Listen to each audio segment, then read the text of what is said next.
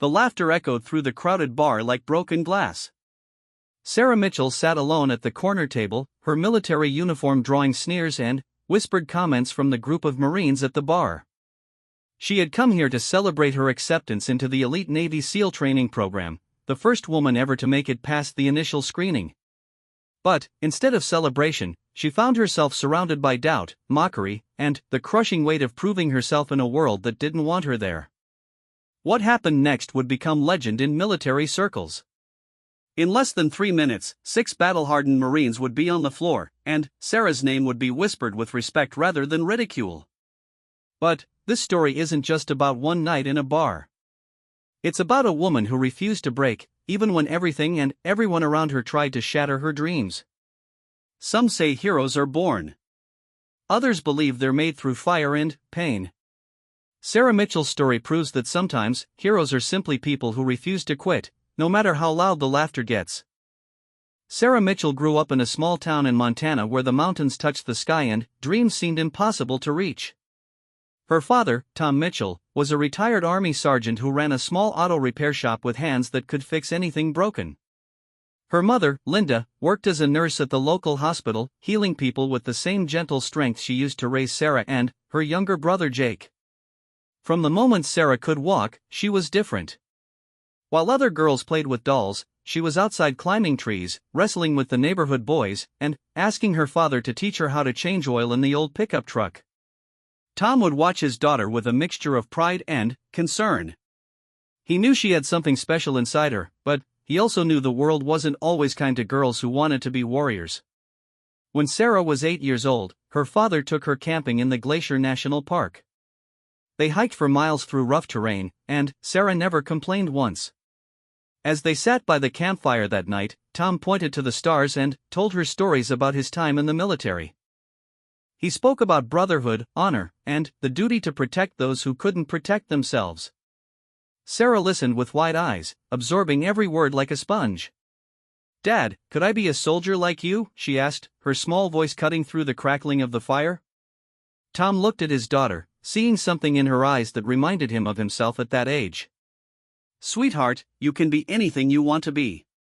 But being a soldier isn't just about being tough. It's about having heart, courage, and never giving up when things get hard." That night changed everything for Sarah. She began reading every military book she could find in the local library. She memorized the names of famous battles, studied strategy, and dreamed of wearing a uniform.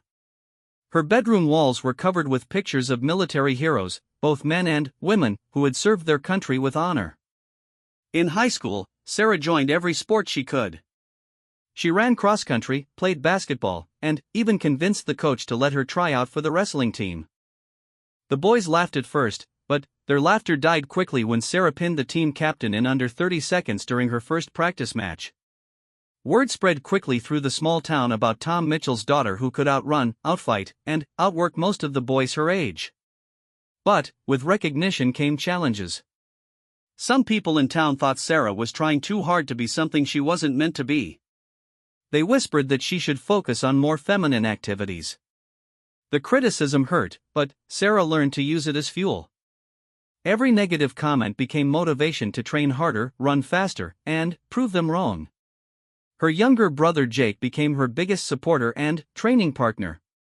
Even though he was 2 years younger, he pushed Sarah to be better every day.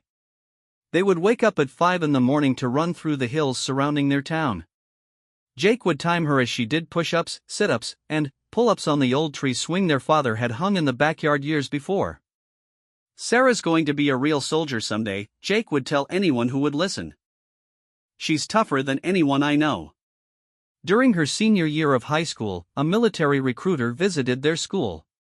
Staff Sergeant Rodriguez spoke to the students about opportunities in the armed forces, and Sarah hung on every word. After his presentation, she approached him with questions about special operations and elite units. "Young lady, you've got fire in your eyes," Rodriguez said with a smile. "But special operations is extremely demanding, both physically and mentally. Very few people, men or women, ever make it through that level of training." Sarah looked him straight in the eye. "Respectfully, Sergeant, I'm not most people. That afternoon, Sarah went home and announced to her parents that she wanted to enlist in the Navy after graduation. She had researched every branch of the military and decided that the Navy offered the best path toward her ultimate goal, becoming a Navy SEAL. The dinner table fell silent. Linda Mitchell's face went pale, and Tom set down his fork slowly. They had always known this day might come, but hearing their daughter say the words out loud made it real. "Honey," Linda said carefully, "the SEALs don't accept women. It's never been done before." Sarah's jaw set with determination. "Then, maybe it's time for that to change." Tom leaned back in his chair and studied his daughter. He saw the same determination that had driven him through 3 tours of duty, but he also saw something else, the quiet confidence of someone who truly believed she could achieve the impossible. "If this is really what you want," Tom said finally, "your mother and I will support you. But, Sarah, you need to understand what you're getting into. Military training will push you beyond anything you've ever experienced. And if you're serious about special operations, you'll face challenges that will test every part of who you are." Sarah nodded solemnly. "I know, Dad. I've been preparing for this my whole life." Over the next few months, Sarah intensified her training. She studied military history, practiced survival skills, and pushed her physical conditioning to new levels. She learned to shoot at the local gun range, where the old-timers were initially skeptical but quickly became impressed with her natural accuracy and discipline. Her high school guidance counselor, Mrs. Patterson, tried repeatedly to convince Sarah to consider college instead of the military. "You have excellent grades, Sarah. You could get a scholarship to any number of universities. Why throw that away for such an uncertain path?" But Sarah's mind was made up. She had found her purpose, and nothing was going to derail her from that mission. The night before she left for basic training, the whole town seemed to come out to wish her well. The diner where she had worked part-time during high school hosted a farewell dinner. Even some of the people who had been most critical of her dreams showed up to shake her hand and wish her luck. Her wrestling coach, Coach Martinez, pulled her aside as the evening was winding down. "Mitchell, I've coached a lot of tough kids over the years, but I've never seen anyone with your combination of physical ability and mental toughness. Whatever challenges you face out there, remember that you've already proven you belong." As Sarah packed her bags that night, her brother Jake knocked on her door. He was trying to be strong, but she could see the tears in his eyes. "I'm going to miss having a training partner," he said, attempting to joke. Sarah hugged him tightly. "Keep training while I'm gone. When I come home for leave, I want to see if you can still keep up with me." Jake smiled through his tears. "Deal. But, Sarah, come home safe, okay?" The next morning, as the bus pulled away from the small Montana town, Sarah watched her family growing smaller in the distance. Her father stood at attention, giving her a crisp salute. Her mother waved with tears streaming down her face. And Jake ran alongside the bus for as long as his legs could carry him. Sarah Mitchell was leaving behind everything familiar to chase a dream that most people said was impossible. She was 18 years old, determined, and completely unaware that the easy part of her journey was already behind her. The real test was about to begin, and it would push her to limits she couldn't yet imagine. But, as the Montana countryside rolled past the bus windows, Sarah felt something she had never experienced before, absolute certainty that she was exactly where she was supposed to be, doing exactly what she was meant to do. Whatever came next, she was ready for it. The bus ride to Naval Station Great Lakes felt like traveling to another planet. Sarah pressed her face against the window, watching the landscape change from the familiar mountains and forests of Montana to the flat farmlands of the Midwest. With each mile, she felt the weight of what she was attempting settling on her shoulders like a heavy pack. Boot camp began before dawn on a gray September morning. Recruit Division Commander Petty Officer First Class Williams stood before the new arrivals like a statue carved from granite. His voice could cut through steel when he spoke, and his eyes seemed to see straight through to a person's soul. "Ladies and gentlemen, for the next 8 weeks, your previous life does not exist," Williams announced to the group of nervous recruits. "You are no longer civilians. You are not yet sailors. You are nothing until you prove you deserve to wear the uniform of the United States Navy. Sarah stood in formation with 47 other recruits, trying to keep her face expressionless while her heart pounded like a drum. She had trained for this moment, but nothing could have prepared her for the intensity of that first day. The physical demands were exactly what she expected, but the mental pressure was unlike anything she had ever experienced. The other recruits came from all walks of life. There was Tommy Rodriguez from Los Angeles, who had joined to escape gang violence in his neighborhood. Jennifer Walsh from Ohio, whose father had been killed in Afghanistan when she was 12. Marcus Johnson from Detroit, who wanted to become a Navy pilot. And dozens of others, each carrying their own dreams and fears. From the very first day, Sarah noticed that she was being watched more carefully than the others. Every push-up was counted twice. Every time she spoke, the drill instructors seemed to listen with extra attention. She quickly realized that being one of only 6 women in the division meant she would have to work twice as hard to prove herself. The physical training was brutal but manageable for Sarah. Years of conditioning in Montana had prepared her body for the demands of military exercise. She could keep up with the fastest runners, match the strongest recruits in strength training, and push through exhaustion when others began to fail. But it was the mental challenges that truly tested her resolve. During the 3rd week of training, Petty Officer Williams called Sarah into his office after evening chow. The small room was decorated with military awards and pictures of Williams with various units he had served with over his 20-year career. Sarah stood at attention, staring straight ahead while Williams studied her file. "Mitchell, I've been watching you," Williams said without looking up from the papers. "Your performance is outstanding. Top 5% in every category. But I need to ask you something, and I want a completely honest answer." Sarah remained at attention. "Yes, Petty Officer Williams. What's your real goal here? Because I've seen that look in your eyes before, and it's not the look of someone who just wants to serve on a ship for 4 years." Sarah hesitated for a moment, then decided to trust Williams with the truth. "Petty Officer Williams, my goal is to become a Navy SEAL." Williams set down the file and looked directly at Sarah for the first time since she had entered the room. His expression was unreadable, but Sarah thought she saw something that might have been respect in his eyes. "Mitchell, I'm going to give you some advice, and you can take it or leave it," Williams said.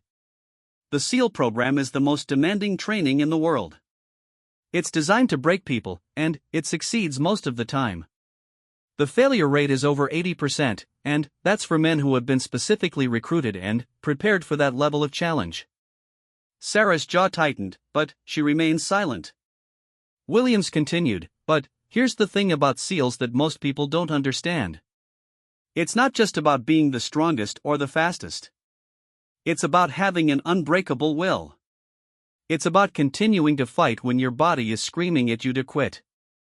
And, Mitchell, in all my years of training recruits, I've rarely seen that kind of mental toughness in someone so young." That night, Sarah lay in her narrow bunk listening to the sounds of her fellow recruits sleeping around her. Some snored softly, others talked in their sleep, and a few tossed and turned as they struggled with homesickness or anxiety about the challenges ahead. But Sarah stared at the ceiling, thinking about Williams' words and visualizing her future. The weeks that followed were a blur of intense training, classroom instruction, and constant evaluation. Sarah excelled in every area, but she also began to notice subtle resistance from some of her fellow recruits. A few of the men seemed resentful that a woman was outperforming them, and they began making comments designed to undermine her confidence. "Hey Mitchell," called out recruit Peterson one evening as they cleaned their rifles. "You sure you're in the right branch? Maybe you should have joined the Coast Guard. I hear they're more accommodating to people like you." Sarah looked up from her weapon, her expression calm but her eyes sharp. "People like me, Peterson?" Peterson smirked, encouraged by the snickers from a few other recruits. "You know what I mean. This isn't exactly a woman's world." Tommy Rodriguez, who had become Sarah's closest friend in the division, started to stand up in her defense, but Sarah caught his eye and shook her head slightly. This was her fight. "Peterson, I don't know what kind of world you think this is," Sarah said quietly, "but last I checked, we're all wearing the same uniform, following the same orders, and working toward the same goal. If you've got a problem with that, maybe you should take it up with Petty Officer Williams. The tension in the room was thick enough to cut with a knife. Peterson's face turned red, but before he could respond, Williams appeared in the doorway. "Is there a problem here, recruits?" Williams asked, his voice carrying the kind of authority that immediately commanded attention. "No, Petty Officer Williams," the recruits answered in unison. Williams' eyes swept the room, taking in the scene. "Good. Because the only problem I want to see in here is dirty weapons that need cleaning. Is that understood?" "Yes, Petty Officer Williams." As Williams left the room, Peterson shot Sarah a look that promised the conversation wasn't over. But Sarah had learned something important that night. She wasn't just fighting to prove herself to the Navy. She was fighting to prove herself to every person who believed that women didn't belong in combat. The incident with Peterson was just the beginning. Over the next few weeks, Sarah faced a series of challenges that seemed designed to test not just her physical abilities, but her emotional resilience. Equipment would mysteriously go missing from her locker. Her bunk would be accidentally messed up during inspections.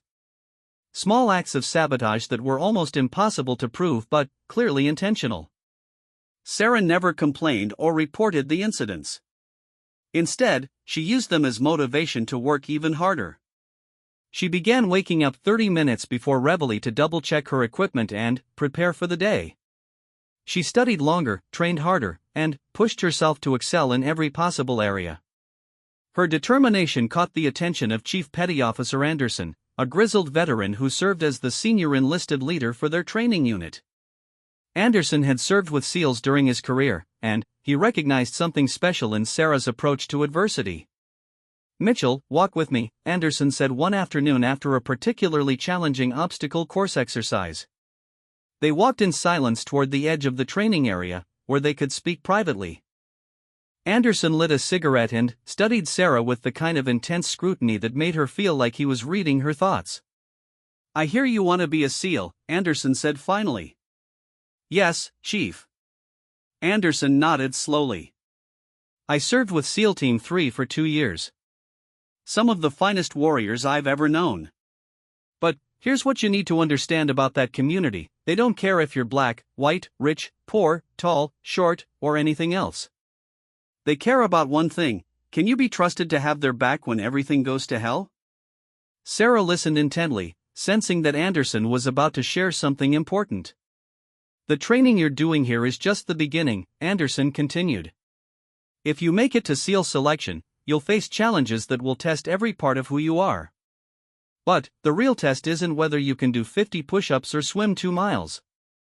The real test is whether you can maintain your integrity and your commitment to the team when you're pushed beyond your breaking point." Anderson dropped his cigarette and ground it under his heel. "I'm going to make some phone calls, Mitchell. If you're serious about this path, there are people who need to know about you. But understand this: once you start down this road, there's no going back. Every day for the rest of your career, people will be watching to see if you deserve to be there." That night, Sarah called home for her weekly conversation with her family. Her father's voice sounded tired, but she could hear the pride when he asked about her progress. "Dad, it's harder than I thought it would be," Sarah admitted.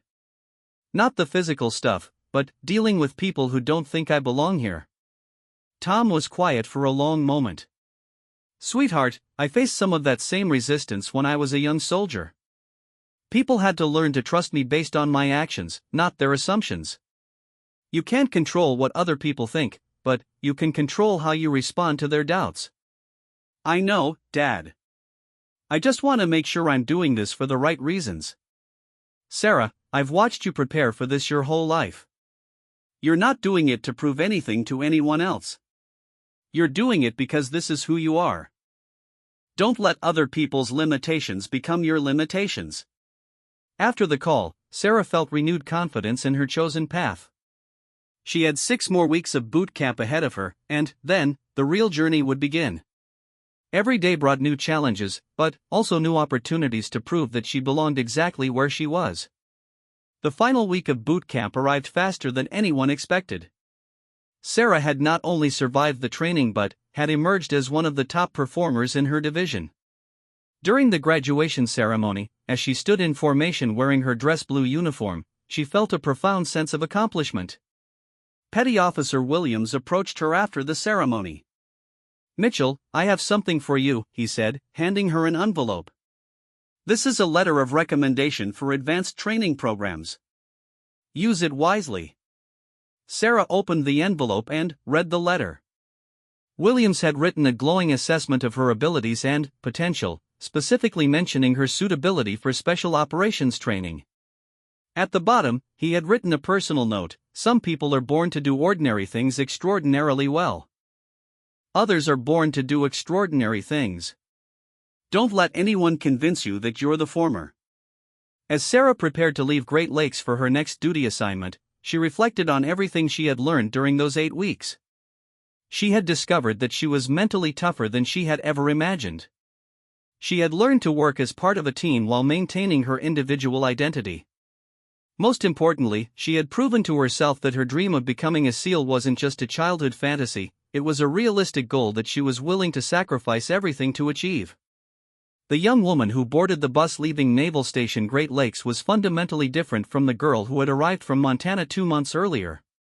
Sarah Mitchell was no longer just someone who wanted to be a warrior. She was someone who had taken the first steps toward becoming one. 6 months after graduating boot camp, Sarah found herself standing outside the headquarters of Naval Special Warfare Command in Coronado, California. The Pacific Ocean stretched endlessly beyond the base, and the sound of waves crashing against the shore mixed with the distant sounds of intense training exercises. This was the home of the Navy SEALs, and Sarah had finally earned her chance to prove she belonged here. Her first assignment had been aboard the USS Hampton, a fast-attack submarine based in Norfolk, Virginia.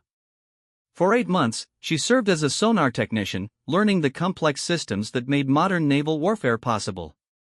Her commanding officer, Lieutenant Commander Patricia Hayes, became an unexpected mentor and advocate. "Mitchell, you're wasting your talents down here," Hayes had told her one evening after Sarah had successfully identified a potential threat that other technicians had missed. "I've been watching your performance, and I've never seen anyone adapt to submarine operations as quickly as you have. But I also know this isn't your end goal." Hayes had connections in the special operations community, and she made several phone calls on Sarah's behalf. When the opportunity to attend SEAL preparatory training finally came, Hayes personally delivered the orders to Sarah. "This is your shot, Mitchell," Hayes said. "Don't waste it." Now, as Sarah walked through the gates of Naval Special Warfare Command, she carried a sea bag containing everything she owned and a letter of recommendation from Hayes that described her as one of the most dedicated and capable sailors I have ever had the privilege to serve with. The SEAL preparatory course was designed to prepare candidates for basic underwater demolition/SEAL training, known throughout the military simply as BUD/S. It was a 6-week program that would test every aspect of Sarah's physical and mental preparation. More importantly, it was her first real opportunity to train alongside other SEAL candidates and prove that she could meet the same standards as her male counterparts. On the first day of prep school, Sarah found herself in a classroom with 23 other candidates. She was the only woman in the group, and the moment she walked through the door, every conversation stopped. The silence stretched uncomfortably until Instructor Chief Petty Officer Marcus Thompson entered the room. Thompson was a 15-year SEAL veteran who had served on multiple deployments in Iraq and Afghanistan. His presence filled the room with an energy that was both intimidating and inspiring. When he spoke, his voice carried the authority of someone who had earned his position through years of combat and leadership. "Welcome to SEAL Prep School," Thompson began. "Over the next 6 weeks, we're going to prepare you for the most challenging military training in the world. Some of you will succeed. Most of you will not. The difference between success and failure won't be determined by how strong you are today, but by how badly you want to succeed and how much you're willing to sacrifice to get there." Thompson's eyes swept the room, pausing briefly on Sarah before continuing. "I don't care where you came from, what your background is, or what anyone else thinks about your chances. All I care about is whether you can meet the standards and support your teammates when it matters."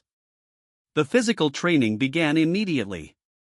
long runs on the beach in the pre-dawn darkness.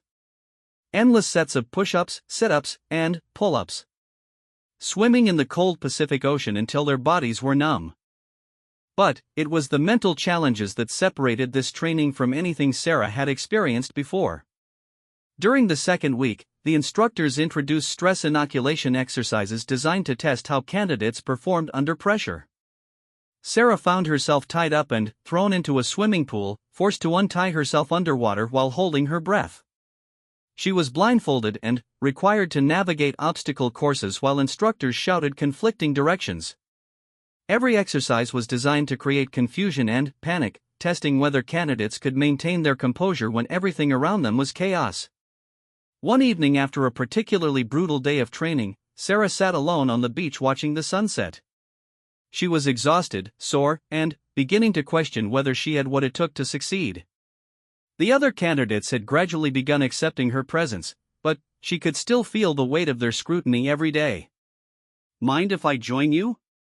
Sarah looked up to see David Chen, a former Marine who had become one of her closest allies in the class. Chen had served 2 tours in Afghanistan before deciding to pursue SEAL training, and his combat experience had earned him respect from both instructors and fellow candidates. "Long day," Sarah said simply. Chen sat down beside her in the sand. "You know, I've been thinking about something Chief Thompson said on the first day."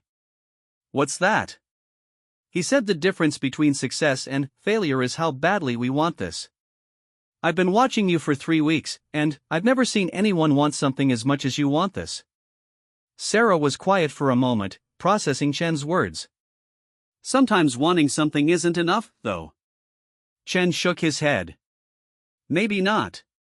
But I've served with a lot of warriors, and I've learned something important. The strongest person in the room isn't always the one who can lift the most weight or run the fastest mile. The strongest person is the one who refuses to quit when everyone else is looking for an excuse to give up." That conversation marked a turning point for Sarah.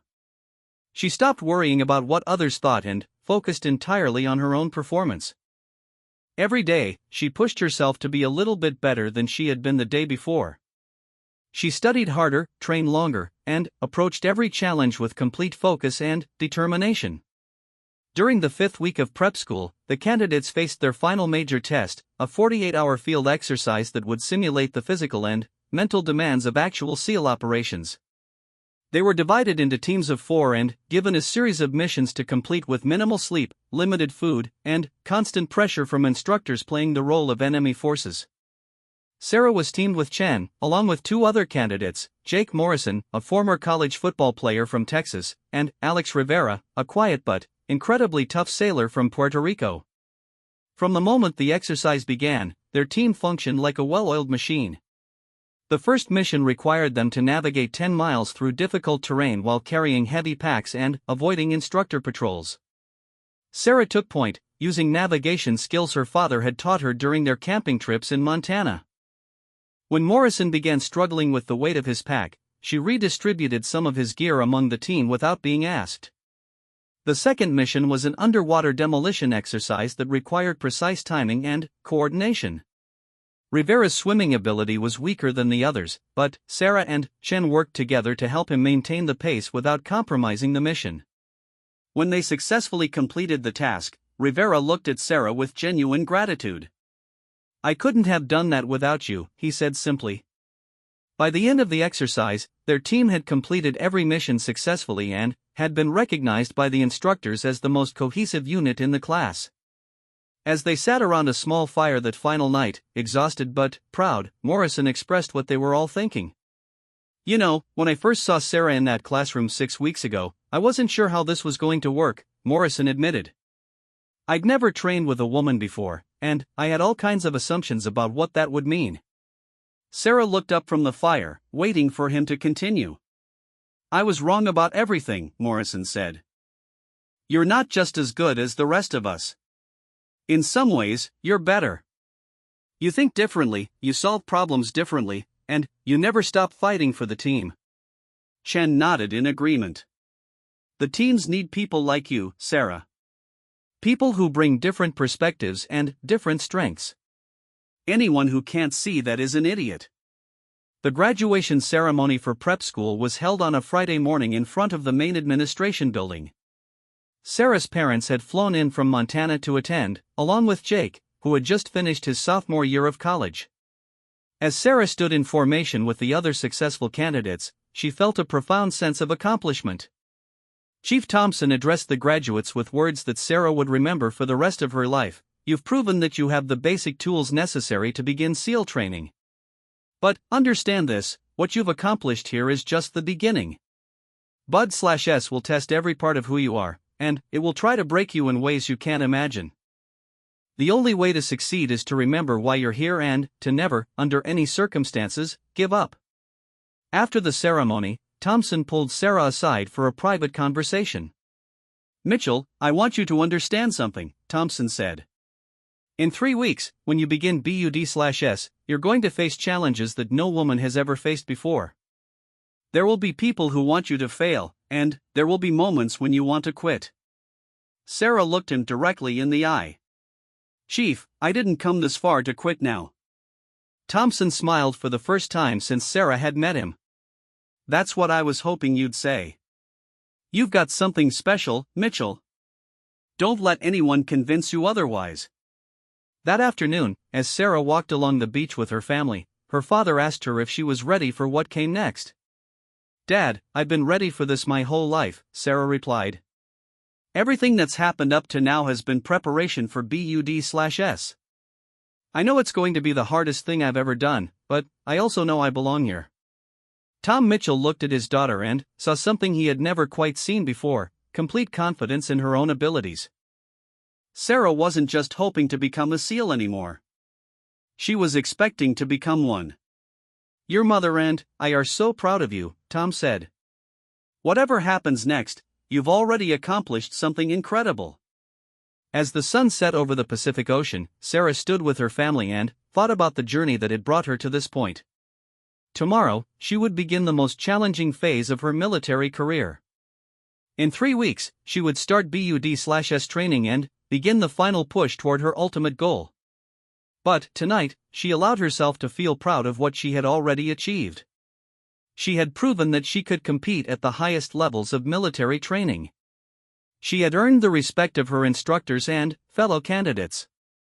Most importantly, she had proven to herself that her dream wasn't just possible, it was inevitable. The little girl who had sat by a campfire in Montana listening to her father's war stories was gone. In her place stood a warrior who was ready to make her own mark on military history. The alarm clock screamed at 4:30 in the morning, but Sarah had been awake for an hour, staring at the ceiling and mentally preparing for the day that would change everything. After 18 weeks of basic underwater demolition/SEAL training, she had finally arrived at the moment every candidate both feared and anticipated: the beginning of Hell Week. Hell Week was legendary throughout the military. 5.5 days of nearly continuous physical activity with a maximum of 4 hours of sleep total. It was designed to push human beings beyond their breaking point and identify those who possessed the mental toughness necessary to serve as Navy SEALs. The failure rate during Hell Week typically exceeded 50%, even among candidates who had already survived months of intense preparation. Sarah pulled on her uniform in the darkness of her barracks room, checking and rechecking her gear. Her dive knife was sharp and properly secured. Her life vest was snug but not too tight. Her boots were laced exactly as she had learned during her first week of training. Every detail mattered during Hell Week, because the instructors would use any excuse to eliminate candidates who showed even the slightest weakness or inattention to detail. As she walked toward the assembly area, Sarah reflected on the journey that had brought her to this moment. The first phase of BUD/S had been exactly as challenging as she had expected. 8 weeks of progressive physical training that pushed every candidate to their limits. She had run countless miles on the beach, completed thousands of push-ups and sit-ups, and swum distances that would have seemed impossible just months before. But, more than the physical challenges, Sarah had faced constant scrutiny from instructors who were testing her mental resilience. Every day brought new opportunities for her to quit, and the instructors made sure she knew that quitting was always an option. A simple ring of the bell 3 times, and she could be out of the program and assigned to a regular Navy unit within hours. The other candidates in her class had gradually come to accept and respect her presence, but Sarah knew that Hell Week would be different. When people were pushed to their absolute limits, their true character emerged. Some would become even more supportive of their teammates, while others might look for someone to blame for their own struggles. Class 275 began BUD/S with 140 candidates. After 18 weeks, only 62 remained. Sarah had not only survived every elimination, but had consistently performed in the top 10% of the class. Her instructors had stopped treating her differently from the male candidates, which she considered the ultimate sign of acceptance. The assembly area was buzzing with nervous energy as the candidates gathered in the pre-dawn darkness. Instructor Chief Petty Officer Mike Stevens, the lead instructor for their class, stood before them wearing the intimidating expression that had become familiar over the past months. "Gentlemen and lady," Stevens began, his voice carrying across the formation, "today marks the beginning of Hell Week. For the next 5.5 days, you will be tested in ways that will challenge everything you think you know about your own capabilities." Stevens paused, allowing his words to sink in. "Some of you will discover that you're stronger than you ever imagined. Others will discover that they've reached their limit. There is no shame in either outcome, but there is shame in not giving everything you have."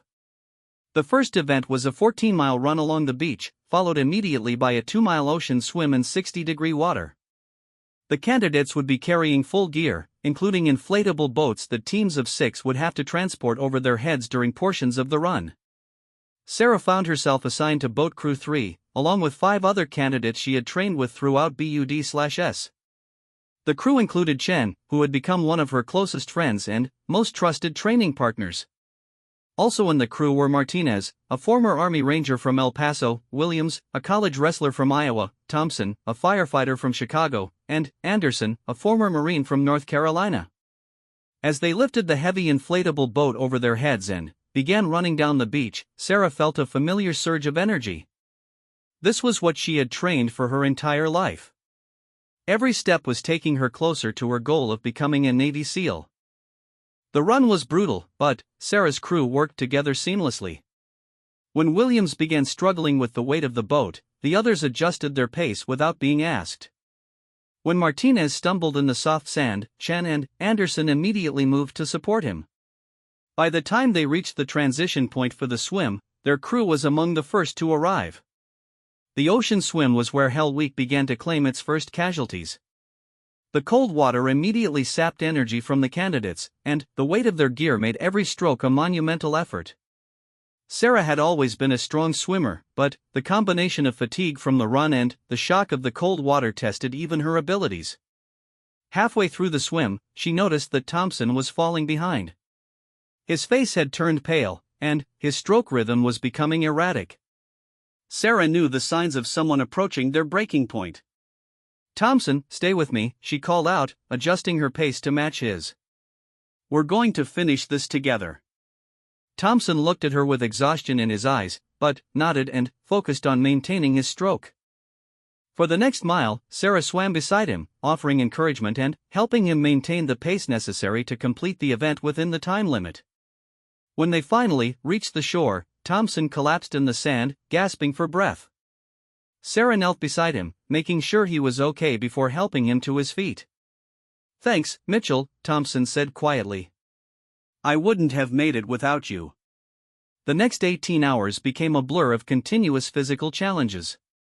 Log PT, where crews carried massive logs through various exercises. Sand berm runs that left candidates covered from head to toe in sand. Boat races in the surf that tested both physical strength and teamwork.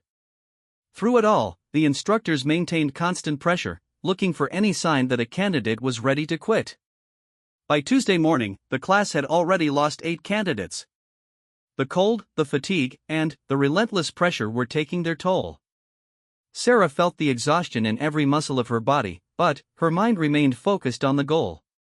She had not come this far to quit during the most important test of her life.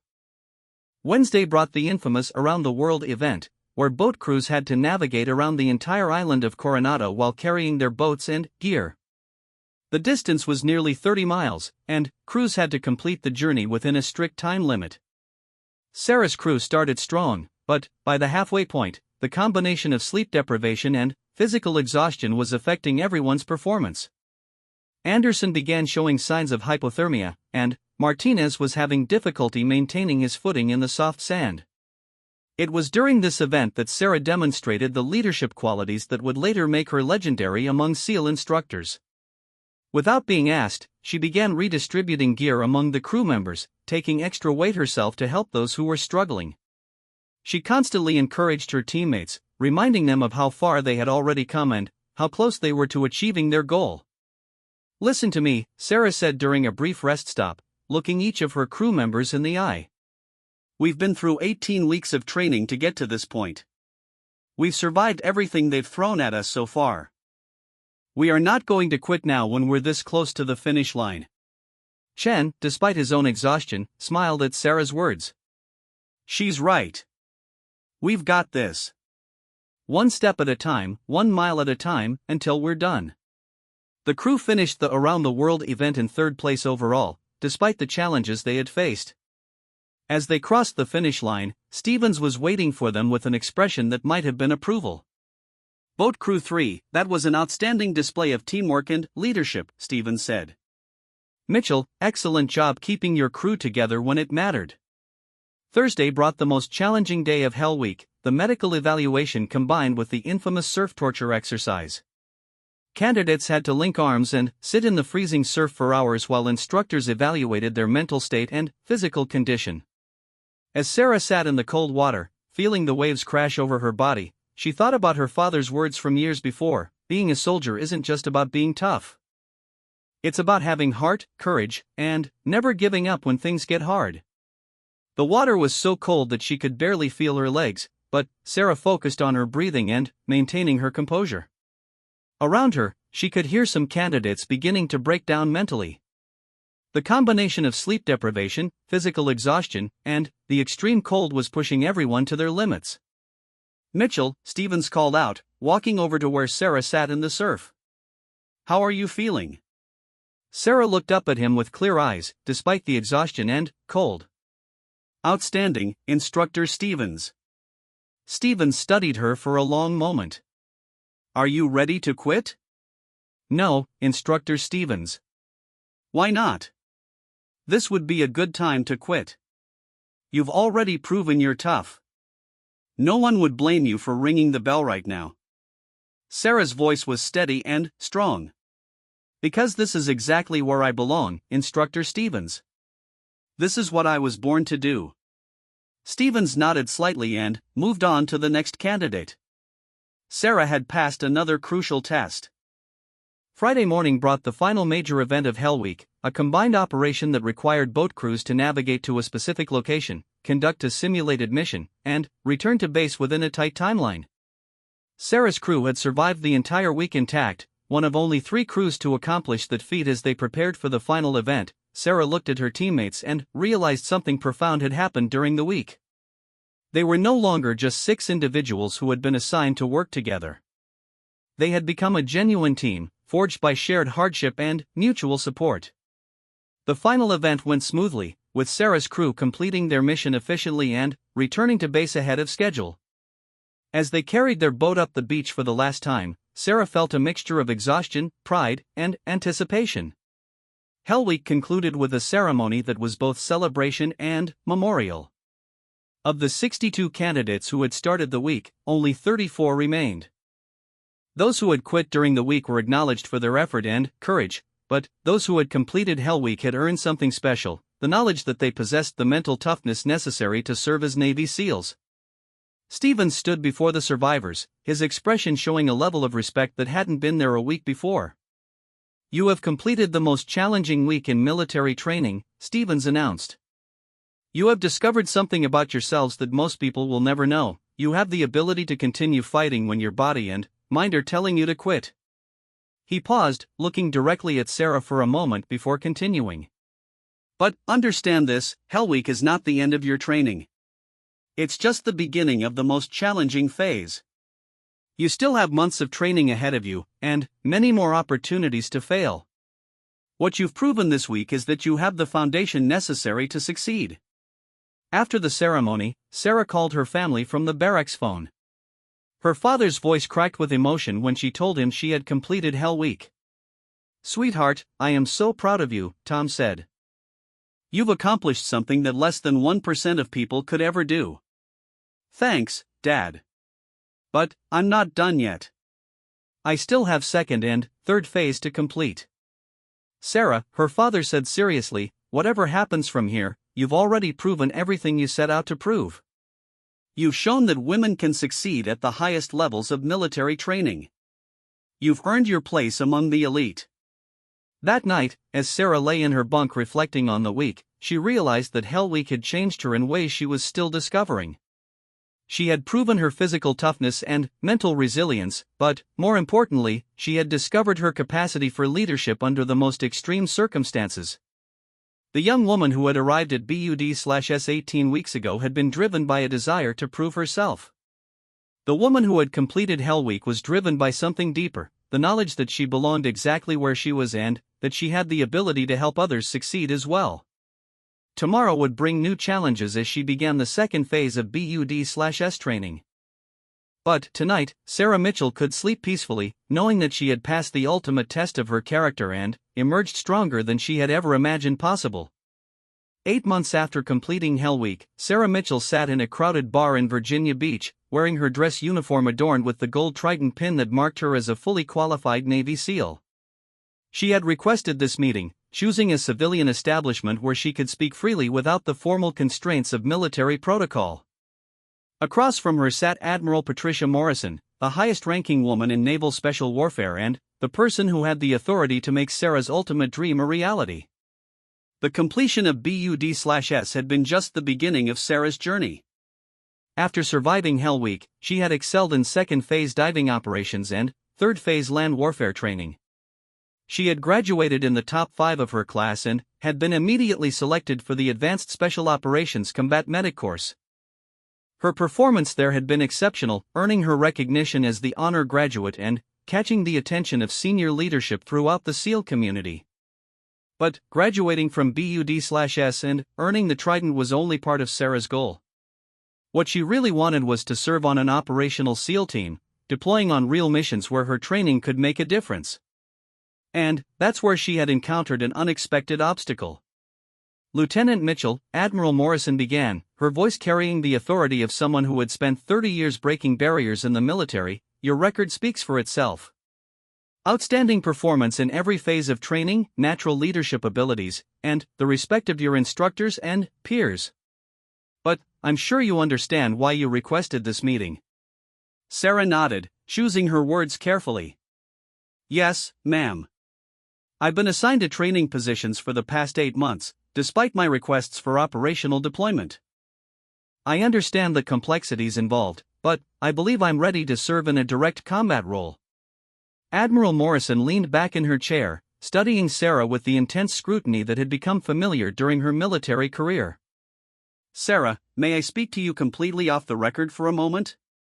"Of course, ma'am." "The truth is that there are people in the Pentagon who are terrified of you," Morrison said with a slight smile. "You've accomplished something that everyone said was impossible. You've proven that women can meet the same standards as men in the most elite military training in the world. But now comes the really hard part, proving that you can perform in actual combat operations." Morrison paused to take a sip of her coffee before continuing.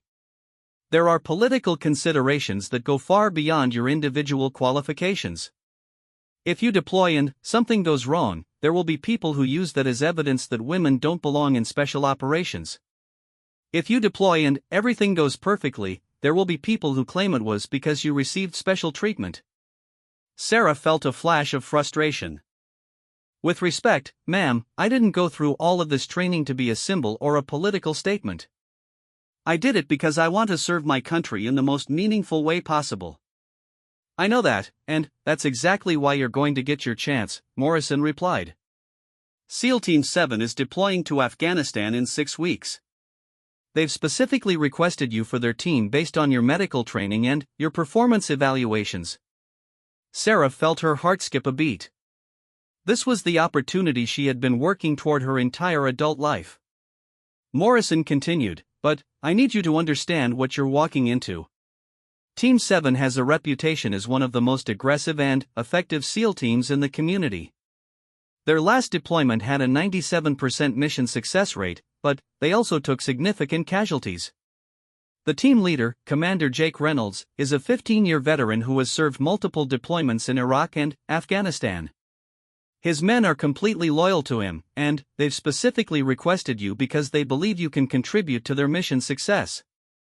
When do I report, ma'am? Monday morning. But, Sarah, I need you to promise me something. You're not just representing yourself out there. Whether it's fair or not, you're representing every woman who has ever dreamed of serving in special operations. Don't let the pressure of that responsibility weigh you down, but don't forget it either. The next 6 weeks passed in a blur of intense preparation. Sarah underwent specialized training for the Afghanistan environment, studying the terrain, weather patterns, and enemy tactics she would face. She worked closely with Team 7, learning their communication protocols, operational procedures, and individual personalities. Commander Reynolds was exactly what Sarah had expected, a quiet, intense leader who commanded respect through competence rather than intimidation. During their first meeting, he had been direct and honest about his expectations. "Mitchell, I don't care that you're a woman, and I don't care about the politics surrounding your assignment to this team," Reynolds had said. "What I care about is whether you can do the job when people's lives are on the line. Based on your training record, I believe you can." But training and combat are two different things.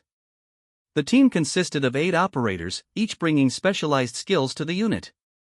There was Rodriguez, the team's communications specialist and a veteran of 6 deployments. Johnson, an explosive ordnance disposal expert who could disarm virtually any improvised explosive device. Patterson, a sniper whose accuracy was legendary throughout the SEAL community. Each man had earned his place on the team through years of proven performance in combat. Sarah's role would be as the team's combat medic and secondary assault operator. Her medical training was extensive, including advanced trauma surgery techniques that could save lives in situations where traditional medical care wasn't available. But she would also be expected to perform all the same combat duties as the other team members. 3 weeks into their pre-deployment training, the team was conducting a live-fire exercise when Sarah had her first real test of acceptance from her new teammates. Patterson had been moving through a building clearing drill when he tripped and fell down a stairwell, landing hard on his shoulder and dislocating it painfully.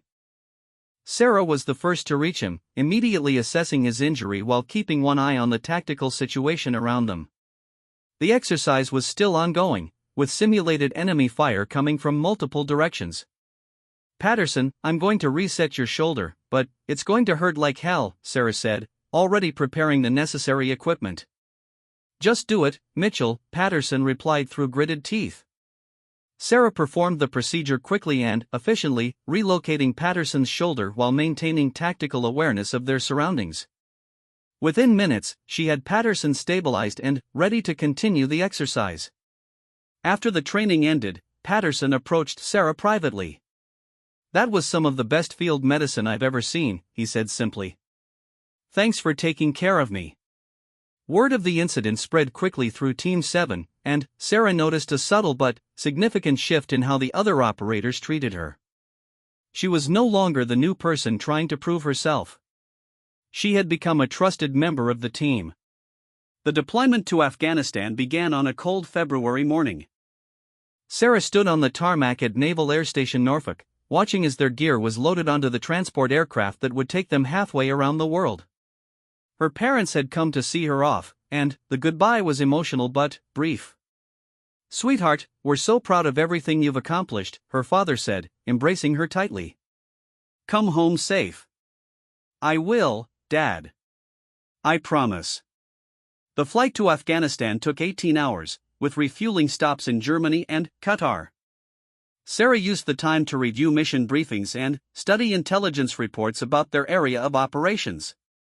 Team 7 would be based at a forward operating base in Helmand Province, conducting counter-terrorism operations against high-value targets.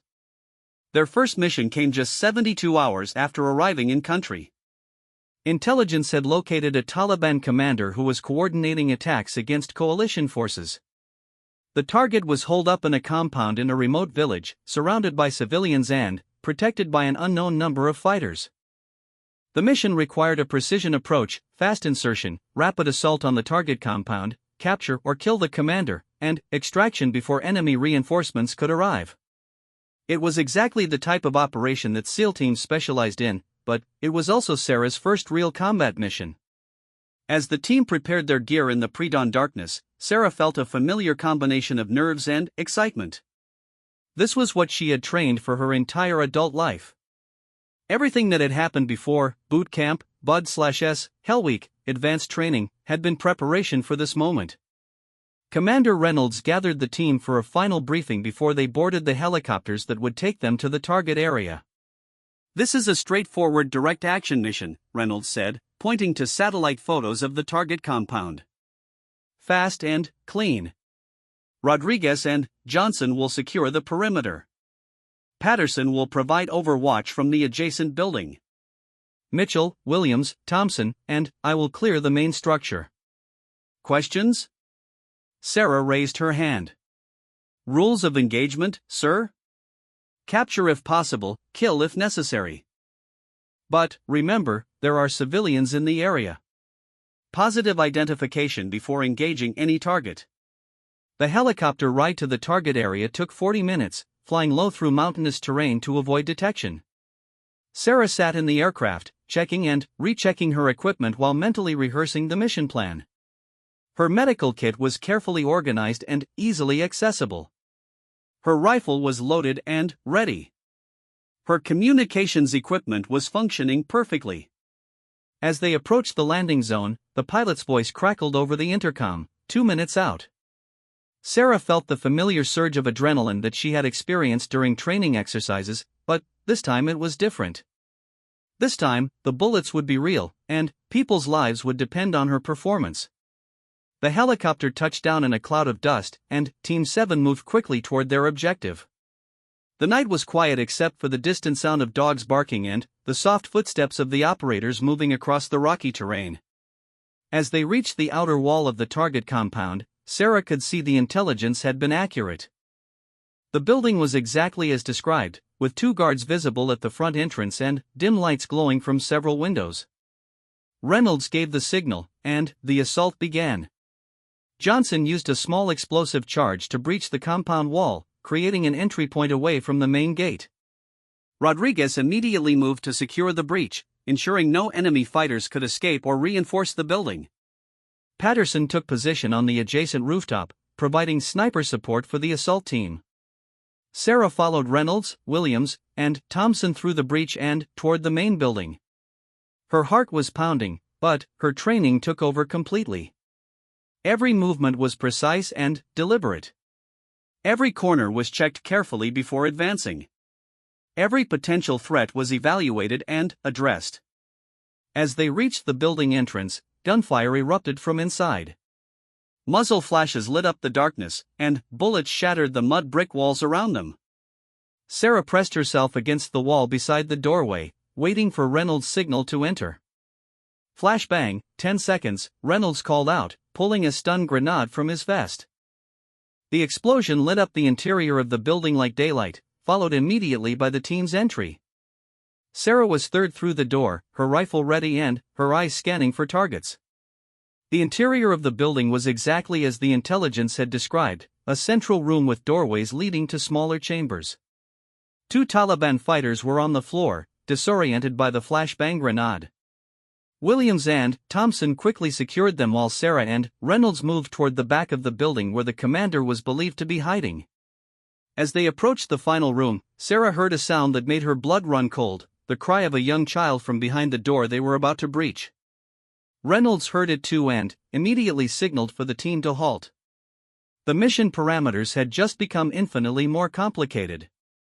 The Taliban commander was using civilians, possibly children, as human shields.